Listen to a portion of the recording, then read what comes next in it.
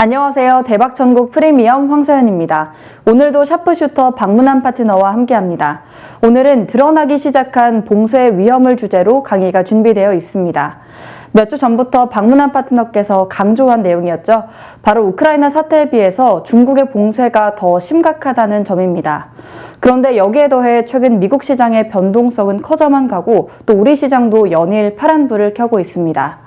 어느 때보다 불안하실 여러분을 위해서 오늘도 시장 분석과 명쾌한 해결 전략이 준비되어 있습니다. 자세한 내용 스페셜 리포트에서 지금 들어보겠습니다.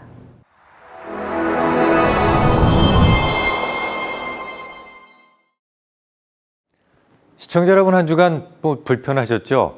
이 마이크로소프트의 빌 게이츠는 우크라이나 사태가 중장기적으로 인플레 압력을 높일 것이다 라면서 우크라이나를 핵심 위험으로 꼽고 있습니다. 아마도 대다수가 그리 생각하고 있는 것 같습니다만, 저는 우크라이나보다는 중국의 봉쇄가 훨씬 더 큰 악재다라는 말씀을 꾸준히 드려왔습니다. 우선 그것부터 입증하고 가겠습니다. 첫째, 전쟁은 지정학적 리스크에 해당되죠. 지정학적 리스크가 커지면 안전자산인 미 국채 가격이 오르고 금리는 내리는 것이 정상입니다. 하지만 미 국채는요, 10년물 기준으로 올해 한 해에만 160베이스포인트나 상승하면서 그 속도면에서 최악의 손실을 기록 중에 있습니다. 둘째, 유가 하락도 유가 하락에도 불구하고 기대 물가는 꼼짝도 하지 않는데요. 지난 주말이었죠. 아람코는 아시아향 6월 OSP, 그러니까 아시아에 판매되는 석유 가격을 기존의 배럴당 4달러 95센트에서 4달러 40센트로 인하를 했습니다. 전쟁 때문에 기대 물가가 상승했다면 이 소식이 들리자마자 기대 물가는 하락했어야 정상입니다. 자, 세 번째, 국제 원자재 가격이 하락 중입니다. 물가 상승이 우려된다면서 현재 구리 가격은 전달 대비 9.3%나 하락했어요. 승승장구하던 알루미늄도 14.3%나 하락했습니다. 더 극적인 것은 니켈 가격이에요. 니켈은 아시다시피 우크라이나와 러시아산 비중이 높은데요. 그럼에도 불구하고 한 달 전 대비 6%나 하락했다면 현재 악재의 중심축이 어디인지를 분명하게 알 수 있습니다. 대략 우크라이나 전쟁하고 중국의 락다운은 3대 7 정도의 비율로 계산해 두시는 것이 좋을 것 같습니다. 자, 그러면 본론으로 들어가 보죠. 최근 미국 시장의 변동성이 급하게 커지고 있어요. 우리나라 시장도 맥을 못 추고 있죠. 지난주 수요일 급등했던 미국 시장이 바로 그 다음날 목요일 이후로 급하게 하락을 시작했습니다. 이 목요일 이후의 폭락에 대해서는 대부분 파월 의장의 잘못으로 지적을 하시는 것 같습니다. 심지어 파월에게 파월 피벗이라고 하는 별명을 붙여줄 정도로 연준의 정책이 조변석겠다라는 점을 시장 폭락의 이유로 지목하고 있습니다. 특히 우리나라에서는 유독 정치인이나 경제인이 하는 말을 바꾸는 것에 대해서 매우 좀 민감한 편이죠. 선진국에서는 정치인들은 물론이고 경제인들도 말을 자주 바꾸는 편이에요. 이 인간의 생각이라는 게 늘 정확할 수 없기 때문이죠. 글쎄요, 파월이 말을 좀 바꾸기는 했습니다. 하지만 적절하게 바꾼 것이라고 저는 생각을 합니다. 운전하다가 갑자기 급 커브길이 나왔다면 그래도 내가 직진하기로 약속했으니까 가야 되는 건 아니지 않습니까? 급브레이크를 밟을 땐 밟아야 됩니다. 그도 인간일 뿐 그의 직업이 예언가나 주술가가 아니죠. 그가 어떻게 시진핑의 생각까지 미리 읽어낼 수 있겠습니까? 바이러스가 하는 일을 과연 누가 상상이나 할 수 있겠습니까? 오죽하면 파월은 지난 5월 FOMC 회의에서 빠르게 변화하는 상황 속에서 연준의 전망은 앞으로도 수시로 변할 수 있다라면서 시장의 비판에 대해 불편한 속내를 드러냈습니다. 자, 그러면 진짜 폭락의 원흉을 좀 잡아보죠. 그러려면 폭락이 있었던 그날의 사건들을 좀 다시 살펴봐야 돼요. 그런데 파월의 발언은 지난주 수요일이었었고 그날 시장은 분명히 급등했어요. 하지만 그 다음 날이었던 목요일부터 미국 시장이 돌변하기 시작했지 않습니까? 그런데 제가 열심히 찾아봤습니다. 아무리 찾아봐도 그가 뭘 잘못했는지 구체적인 증거를 찾을 수가 없었습니다. 그날 그가 했던 발언 중에서 새로운 것이 거의 없었거든요. 오히려 적절했습니다. 75베이스포인트를 올리나 50베이스포인트를 올리나 이 공급망 충격으로 인한 물가 상승은 어차피 연준의 권한 밖의 일이에요. 75베이스포인트를 올려도 물가가 잡히지는 않는다는 얘기죠. 아마도 연준이 그날 75베이스포인트를 올렸다면 너무 금리 인상이 과격해서 주가가 빠졌다라고 했을 겁니다. 그가 어떤 행동을 했든 주가가 빠진 이후에 해석하는 사람들은 그냥 그 때문이다라고 생각할 뿐이다라는 말이죠. 하지만 아시지 않습니까? 이미 시장에서 잘 알고 있는 알려진 그런 발언에 대해서 주가가 추가로 급락을 한다? 이건 좀 도저히 납득할 수가 없습니다. 그럼 지난주 목요일 이후에 세계 증시는 왜 급락했을까요? 지금부터 제가 생각하는 폭락의 이유를 말씀드리겠습니다. 미 증시가 첫 번째 폭락을 하던 날 시진핑은 정치국 상무위원회 회의에서 다음과 같이 발언합니다. 현재 방역 업무는 앞으로 나가지 않으면 후퇴하는 중요한 시기이자 힘든 단계에 처해 있다. 중국은 전체 인구뿐만 아니라 노령 인구가 많은 데다가 지역별 의료 자원 불균형도 심하다. 느슨하게 통제한다면 대규모 감염과 중증 환자, 사망자들이 속출하기 때문에 당국이 결정한 방역 정책을 이해하고 견지해야 된다. 우리의 방역 정책을 왜곡하고 의심, 부정하는 일체의 언행과 단호히 싸워야 한다라고 말이죠. 자, 마지막 대목이 좀 섬뜩하죠. 이는 명백하게 당국의 방역 지침에 반대하는 목소리에 대한 경고 메시지입니다. 근데 이건 아니었잖아요. 우리가 알기로 처음 상하이에서 봉쇄될 때까지만 하더라도 화이트리스트를 만들고 폐쇄류프식으로 이게 운영을 해서 국제 공급망에 별 문제가 없게 하겠다라는 것이 그들의 약속이었고 우리의 생각이었지 않습니까? 하지만 이 시황제의 생각이 이렇게나 단호하니 중국의 관료들은 따를 수밖에 없었을 겁니다. 지난 7일 기준으로 중국 보건당국이죠. 국가위생건강위원회에서 발표한 자료를 보면 지난달 22일 날 정확하게 집단 감염이 최초로 확인된 이후로 이 베이징의 누적 감염자 수 고작 669명이었어요. 하지만 이 확진자 수에 비해서 중국의 방역 지침은 너무도 엄격했습니다. 베이징시는 지난달 25일부터 인구의 90% 이상을 차지하는 12개 지역에서 전 주민을 대상으로 무려 6차례나 PCR 검사를 했는데요. 이 베이징에서도 중심지에 속하는 차오양구 여기만 콕 집어서 전 주민을 대상으로 한 PCR 검사를 다시 벌이기로 합니다. 정말 중국인들 콧구멍이 나만할 수가 없어요. 지난 화요일 현재로 봤을 때 중국 베이징시는 지하철역 10개를 추가로 봉쇄를 해서 총 70개 역의 운영이 중단됐고요. 시내버스 노선도 100여 개가 추가로 중단되면서 총 380여 개의 노선이 운영이 멈추게 됩니다. 공장을 포함해서 봉쇄된 건물의 숫자는 무려 783개에 달해요. 상하이도 그닥 상황은 좋지 않은데요. 지난 6일 기준 신규 감염자 수가 4,214명으로 집계됐습니다. 급격한 증가세는 멈춘 것 같지만 여전히 바이러스의 확산은 잡히지 않고 있어요. 화요일 새벽 기준 중국 내 43개 도시가 부분 혹은 전면 봉쇄 상태되었고 심지어 온 9월에 항저우에서 열릴 예정이었던 아시안게임마저 무기한 연기하겠다고 발표합니다. 아시안게임을요? 연기했다고요. 그만큼 제로 코로나에 대한 생각이 매우 단호해진 겁니다. 이런 환경은 고스란히 제조업 지수에 드러나게 되는데요. 지난주 발표된 4월 중국 PMI 지수는 47.4로 발표됩니다. 2020년 2월 이후 가장 낮은 결과였어요. 생산이라든지 신규 주문과 같은 선행성이나 동행성을 가진 지표들이 일제히 하락했다는 점에서 걱정이 컸다지만 특히 눈에 띄게 하락한 것은 국제 공급망과 관련이 있는 리드타임이었습니다.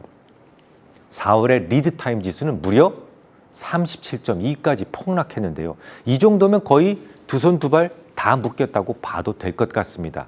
자, 그러면 왜 시진핑은 갑자기 단호한 제로 코로나를 고수하고자 했을까요? 시진핑은 지금까지 서방의 방역보다 중국의 방역이 매우 우수하다는 것을 정치적 성과로 선전해 왔어요. 지금 만약에 포기한다면 자신의 실책을 인정하는 것이나 다름이 없기 때문에 제로 코로나를 포기할 수가 없는 겁니다. 자, 그렇다면 또 궁금해지죠? 중국이 방역 지침을 완고하게 가져가는데 왜 세계 증시가 같이 빠지냐? 이겁니다. 간단하게 애플을 예를 들어드리겠습니다. 이번 애플 실적 발표 기억하시죠? 4월 28일 날 있었는데 시장 예상치보다 높은 실적을 발표했어요. 그런데 그날요. 애플은 4%나 하락합니다. 왜 빠졌을까요? 애플의 CFO가 한 말 때문이었어요. 그는 중국의 락다운 효과가 이번 발표에는 전혀 포함되지 못했고 차기 실적 발표 때는 40억 달러, 많게는 80억 달러까지도 손실이 있을 수 있다라고 발표합니다. 생각해 보세요. 지난 5월 4일 중국 허난성의 정저우 시에 대한 봉쇄 조치가 내려졌잖아요. 정저우에는 중국 내 최대 폭스콘 공장이 위치해 있습니다. 하루 평균 무려 50만 대의 아이폰을 생산하는 최대 생산 기지예요.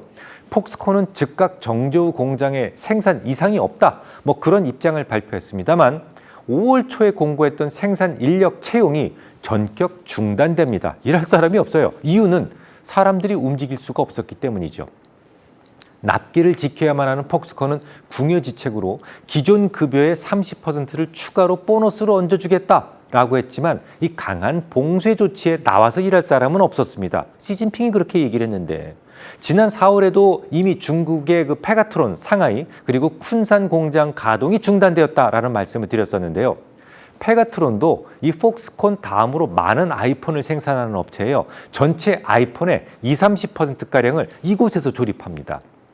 아이폰은 세계 각국으로부터 부품을 모아서 이 두 회사에 집중시키죠. 세계 각지로부터 납품받은 부품들은 이 두 개 회사에서 중점적으로 조립해왔어요.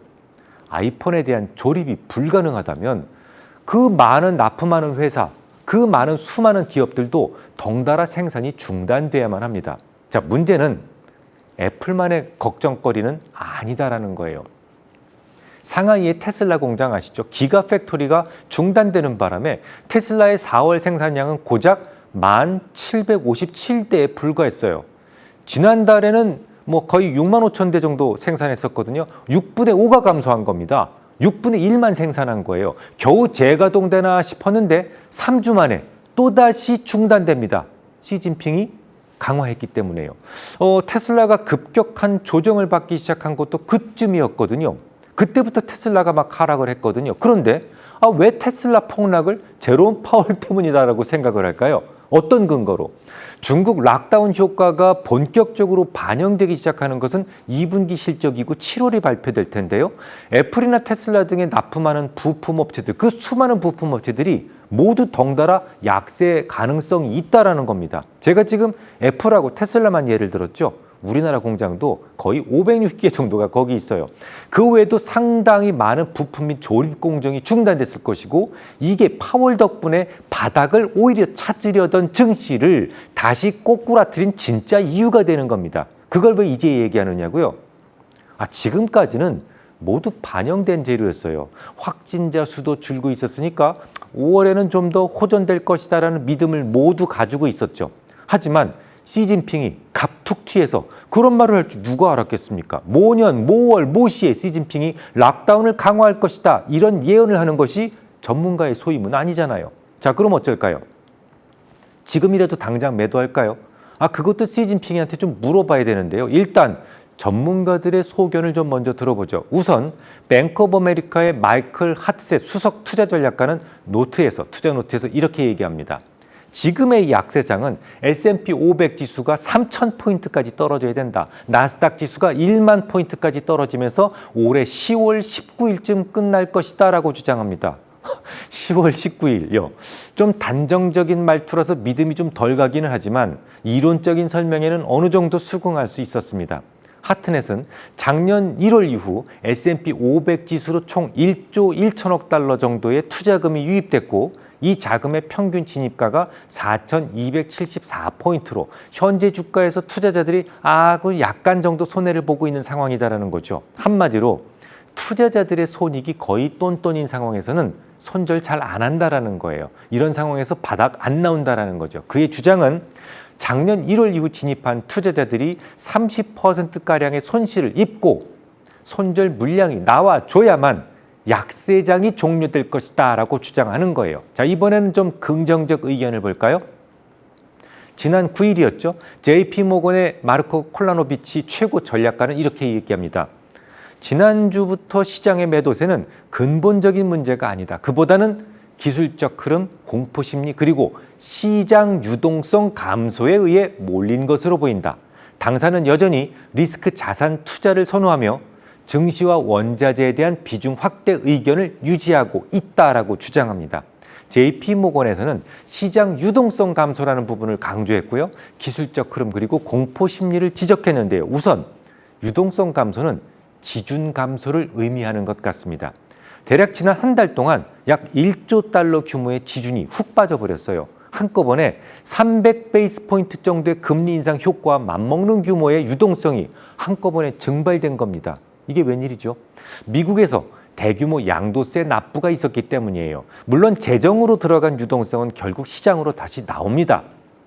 하지만 지금 인프라 투자 법안이 계류 중에 있고 물가 수준이 너무 높아서 아직은 시장 유동성으로 나오지 못하고 있다는 것이 문제죠. 너무도 급격한 유동성 감소로 인해 주가가 하락했다라는 겁니다. 그리고 ETF 증폭 효과로 인해서 공포 심리가 발동해서 추가 하락을 만들었다. 저는 이 정도로 해석을 했습니다. 누가 오를까요? 누구 말이 결국 맞게 되고 하나는 틀리겠지만 전 지금 모르겠습니다. 전쟁의 날 락다운은 정상적 경기 흐름과 전혀 관련이 없기 때문이죠. 우리나라에 대한 외국인 매도도 무려 6주째 지속되면서 외국인 지분율이 지난 4월 말 한때 29.85%까지 하락한 적이 있어요. 지금은 좀 회복하긴 했습니다만 외국인 지분이 30% 아래로 하락하는 것은 금융위기라든지 이런 매우 특별한 상황을 제외하고는 거의 찾아보기 힘든 일이었죠. 미국 S&P 지수도 많이 하락했어요. 이 하락 속도가 어느 정도였냐면요.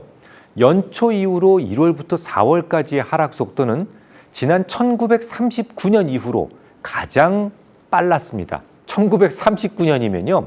제 아버지 생년입니다. 지금 이 시장에서 거래하시는 분들은 단 한 차례도 보지 못했던 무서운 속도로 하락했다라는 거예요. 그런데 말이죠. 하락했습니다. S&P 500 지수를 기준으로 지난 10년 평균 PER에 이제 겨우 도달했다면 믿으시겠습니까? 헐, 이렇게나 많이 하락했는데 이제야 정상 수준이라고? 또다시 강조드립니다. 중국의 락다운도 우크라이나 전쟁도 불쏘시개의 역할을 했을 뿐이에요. 진짜 폭락의 이유는 ETF 증폭 효과 때문입니다. 제가 지금 한 100번은 말씀드리는 것 같아요. 주가가 오르면 ETF로 자금이 모여들고 ETF가 함께 매수를 하면서 정상적인 상승폭보다 훨씬 더 많이 올라요. 반대로 하락할 때도 ETF에서 자금이 유출되면서 더 많이 하락하게 되죠. 마치 롤러코스터와 같은 속도로 하락을 했다지만 지금까지 ETF의 증폭 효과로 인해 다소 오버슈팅 되었던 증시가 이제서야 겨우 정상 수준에 왔을 뿐이라는 얘기죠. 그 말을 다시 뒤집으면 ETF 증폭 효과는 위쪽뿐만 아니라 아래쪽으로도 작동합니다. 여기서 만약에 투심이 더욱 악화되고 어떤 재료든지 시장에서 나쁘게 해석한다면 지금만큼의 속도와 폭으로 한 번 더 하락한다고 해도 전혀 이상할 것이 없단 말이죠. 이런 시장에서는 펀더멘탈보다는 심리적 요인이 더 크게 작용하기 때문에 순간적 쏠림 현상이 자주 발생합니다. 어디가 바닥이다, 이거 찾는 게 의미가 별로 없어졌단 말이죠. 고변동성 장세에서 생존하기 위해서는 언제나 충분한 현금을 범퍼로 보유하고 있어야 돼요. 범퍼카 아시죠? 범퍼가 튼튼하지 않으면 내 머리가 다칩니다. 참고로 저 같은 경우에 고객들을 위해 제공하는 모델 포트폴리오의 현금 비중 여전히 30% 정도 가지고 있어요. 또한 개별 종목은 가급적 상대하지 말고 코스피 200과 같은 시장만 매수하시라는 말씀을 역시 수년째 드리고 있습니다. 이 종목이라는 것은 지하실 아래로 처박히는 경우가 종종 생겨요. 하지만 시장은 다소 난폭하게 굴지언정 결국 우상향하기 때문이죠. 한 40여 년 동안 주식시장에 있다 보니까 주식은 쌀 때 사서 쟁여두는 것이더군요. 분위기에 휩쓸려서 바겐세일 기간에 내다 파는 것은 항상 후회로 남았었습니다. 물론 실수로 100% 주식을 보유하실 수도 있어요. 그러신 분들도 굳이 거래하지 마시고 컴퓨터 끄고 쉬시기를 권고드립니다. 다음 주에 뵙겠습니다. 네, 저희가 준비한 강의는 여기까지입니다. 오늘은 드러나기 시작한 봉쇄 위험에 대해서 자세히 알아봤습니다. 방문한 파트너께선 최근에 폭락을 만든 건 ETF의 증폭 효과고 주가가 오르내림에 따라 ETF로의 자금 유입 변동이 크다는 분석 제시하셨습니다.